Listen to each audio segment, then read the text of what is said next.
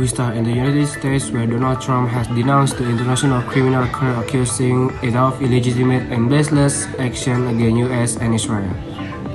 In an executive order sanctioned the court, he said he had abused its power by using arrest warrant for the Israel Prime Minister Benjamin Netanyahu and his former defense minister Yoav Gallant. The court alleges they commit war crimes and crimes against humanity in Gaza.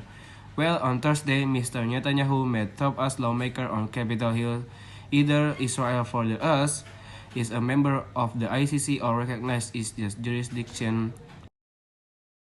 Let's speak now to our correspondent Joe Inwood, who is the Jerusalem for us. And Joe, what kind of a difference does his sanctioning make for Benjamin Netanyahu for? It is worth pointing out that neither the US, as you said before, or Israel recognize the court. And so in terms of the practical implications, it's quite difficult to know what those would be. I mean, it might alter the judgment. Might this decision by the Trump administration alter the judgment of other countries who are signatories as to whether they might try and execute any arrest warrant? That's very difficult to know. One of the things that has been said this morning is that these sanctions, this was from a former employee, might impact the ability of the ICC to carry out its function. But what we can say for certain is that this decision has been very warmly welcomed by Prime Minister Netanyahu, fresh off the back of his meeting with Donald Trump. They've previously described the court as anti-Semitic and saying its judgment draws false equivalence between Israel and Hamas. So they're very, very pleased to see this from Donald Trump. We haven't heard from the ICC itself yet, but we have heard from other governments who seem to be very disappointed in the decision.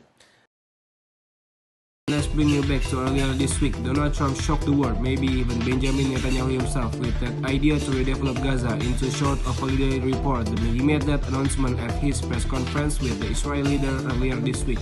Music to the ears of some headliners in Israel, and some of whom have begun to act on this. What's the latest?